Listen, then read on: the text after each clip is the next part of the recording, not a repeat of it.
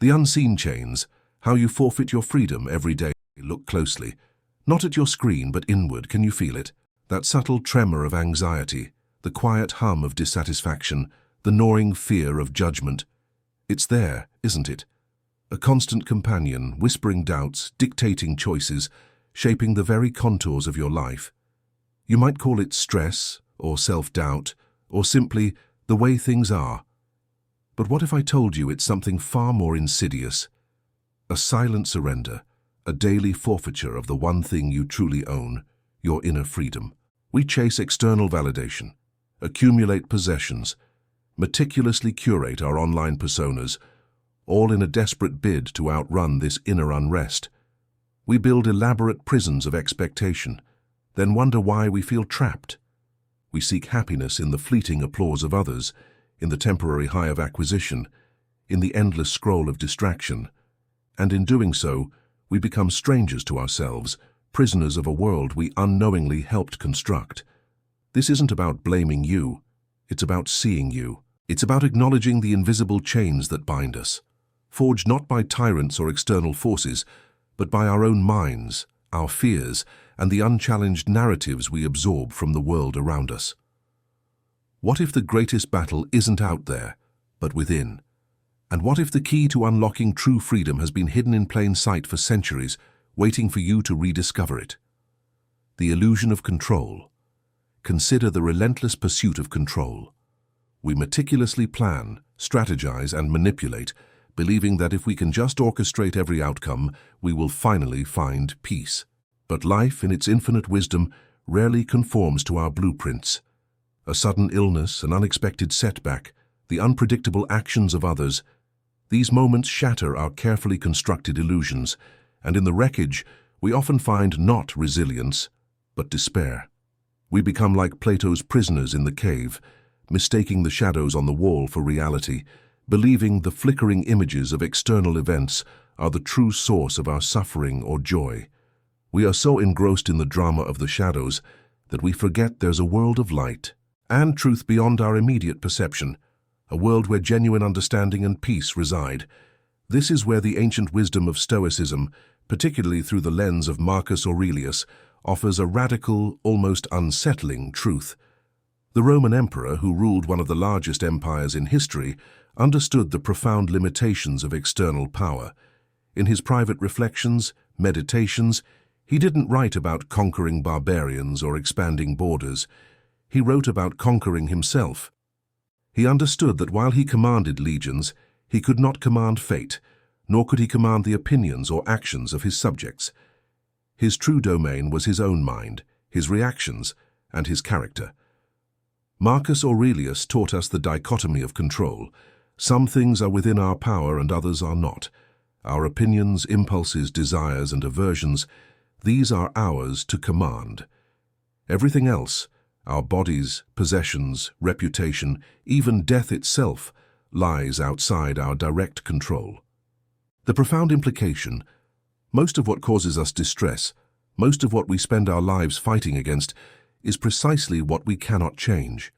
We exhaust ourselves trying to steer a ship caught in a storm, when our true power lies in how we navigate the waves, how we trim our sails, and how we maintain our inner compass. This isn't about passivity, it's about strategic focus, directing our energy where it can actually make a difference.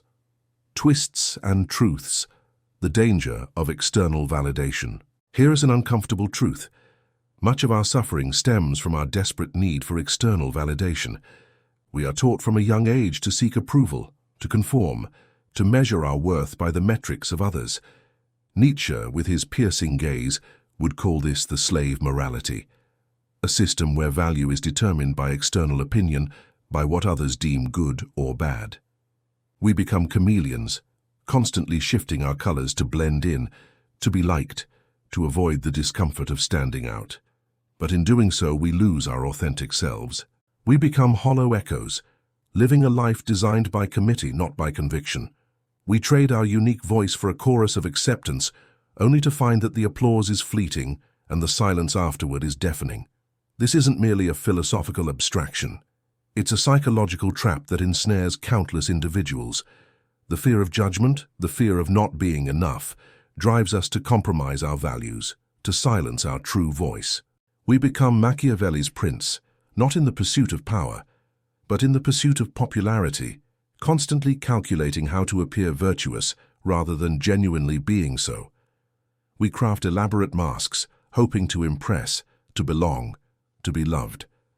The irony is that this constant performance drains us, leaving us feeling empty, disconnected, and perpetually anxious that our true selves might be discovered. The very approval we crave becomes a cage, locking us away from our own integrity. The inner citadel. Imagine a magnificent fortress, an impregnable citadel. This is your inner self, your mind, your character. The Stoics believed this citadel was the only true sanctuary, a place where no external force, no insult, no misfortune, no loss, no fleeting opinion could penetrate without your explicit consent. It is the seat of your reason, your judgment, and your moral compass. But how often do we leave the gates wide open, inviting every passing fear, every critical glance, every fleeting desire to lay siege to our peace?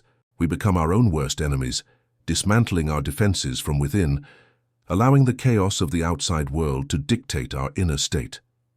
Marcus Aurelius, despite being an emperor, understood the profound fragility of external power and the enduring strength of the inner life. He knew that empires rise and fall, that wealth can vanish, and that even the strongest body will eventually succumb to time. His true strength lay in his inner citadel, his unwavering ability to remain serene amidst chaos, to judge events not by their immediate emotional impact, but by their alignment with virtue and reason. He practiced premeditatio malorum, mentally rehearsing potential misfortunes not to invite negativity, but to inoculate himself against their shock, to prepare his mind for whatever life might throw at him. He faced the Antonine Plague, a devastating pandemic that ravaged his empire not with panic but with a calm resolve, focusing on what he could do, serving his people, maintaining his character, upholding justice, rather than despairing over what he could not control. His example teaches us that true power resides not in controlling the world, but in mastering our response to it. Psychological insights. The cost of unexamined life. The unexamined life, as Socrates famously declared, is not worth living. But how many of us truly examine the unconscious behaviors, the ingrained patterns, the deep-seated fears that dictate our reactions? Dietrich Bonhoeffer, a theologian who resisted the Nazi regime, spoke of the dangers of stupidity, not a mere lack of intellect, but a willful refusal to engage with truth, a blind adherence to prevailing narratives, even when they lead to moral catastrophe. He argued that stupid people are more dangerous than evil ones, because you can reason with evil, you can fight against it, but stupidity is impervious to argument, immune to facts, and often cloaked in self-righteousness. It's a chilling thought. Are we in our unexamined lives unwittingly contributing to a collective stupidity, sacrificing our moral compass for comfort, conformity, or the illusion of certainty? This ties back profoundly to Plato's allegory of the cave. We are born into a world of shadows, of received opinions, of societal conditioning that tells us what to value, what to fear, and what to believe. The journey out of the cave, towards the light of truth, is often painful, disorienting, and met with resistance from those still comfortable in the darkness.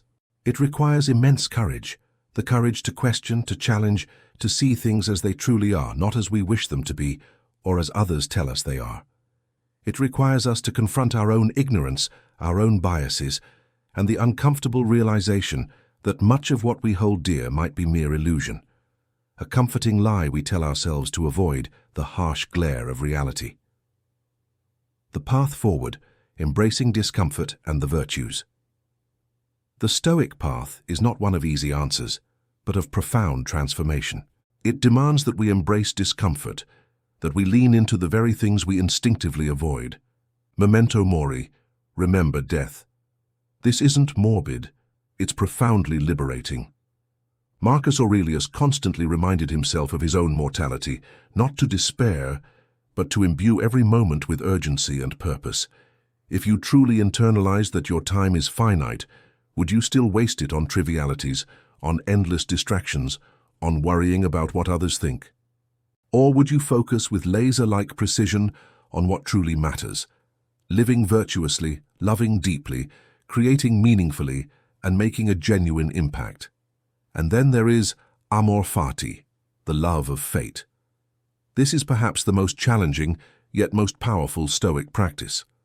It's not about passive resignation, but about actively embracing everything that happens, good or bad, as an essential interwoven thread in the grand tapestry of your life. It's about seeing obstacles as opportunities for growth, setbacks as lessons, and even suffering as a forge for resilience and character. As Nietzsche might say, it's about saying a resounding yes to life in all its messy, unpredictable, and often painful glory. It's about transforming the inevitable into the desirable, finding beauty and purpose in necessity, and understanding that every event, no matter how difficult, contains the seed of a lesson or an opportunity for virtue. This embrace of fate is not a surrender, but an act of profound courage. It is the ultimate expression of inner freedom, recognizing that while we cannot control external events, we always control our response. It is through this lens that we cultivate the four cardinal virtues: wisdom to discern what is truly good, courage to act upon that knowledge, justice in our dealings with others, and temperance in our mastery over our own desires and emotions. These virtues are not abstract ideals. They are practical tools for navigating the complexities of existence, for building that unshakable inner citadel. So look inward again.